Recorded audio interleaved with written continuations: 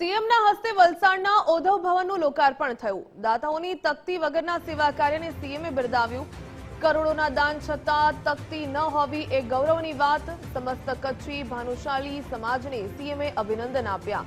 2047ના વિકસિત ભારતના સંકલ્પમાં જોડાવા માટે આહવાન। એક પેડ માં કે નામ અભિયાનમાં જોડાવા અપીલ કરી। પ્રાકૃતિક ખેતી અને સ્વચ્છતાને જીવનનો હિસ્સો બનાવો।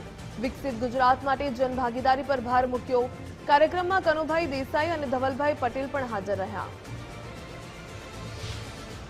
આ નવ સંકલ્પોમાં આપણે જ્યાં જોડી શકીએ ત્યાં આપણે જોડાવવું જોઈએ।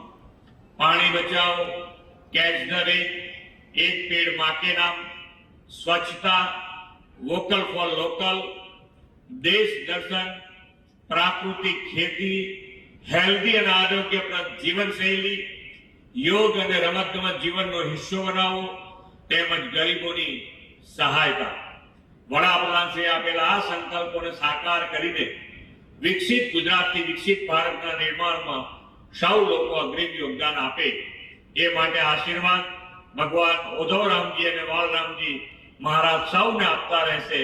શ્રી કચ્છી ભાનુશાળી ભવનના ઉદ્ધવ ભવનના લોકાર્પણ અને ભાગવત કથાના આયોજન પ્રસંગે સમગ્ર ભાનુશાળી સમાજને અભિનંદન આપું છું।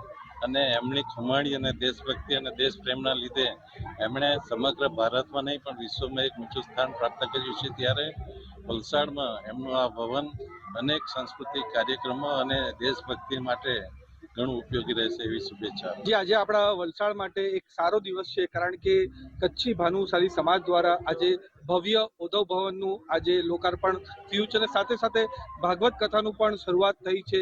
તો આ પ્રસંગે ખાસ આપણા ગુજરાતના મુખ્યમંત્રી ભૂપેન્દ્ર પટેલ સાહેબ, કનુભાઈ, નરેશભાઈ અને સાથે સાથે જે આપણા રાજકીય સાથે સામાજિક આગેવાન પણ અહીંયા ઉપસ્થિત છે। અને તમે જેમ જાણો છો કે આપણા કચ્છી ભાનુશાલી સમાજ પૂરા ગુજરાત અને ખાસ કરીને વલસાડના વિકાસ માટે અહમ યોગદાન આપે છે। ત્યારે આટલું સરસ ઉદ્ધવ ભવન બનાવ્યું એના માટે પૂરું કચ્છી ભાનુશાલી સમાજને હું ખૂબ ખૂબ શુભેચ્છા અને અભિનંદન પાઠવું છું।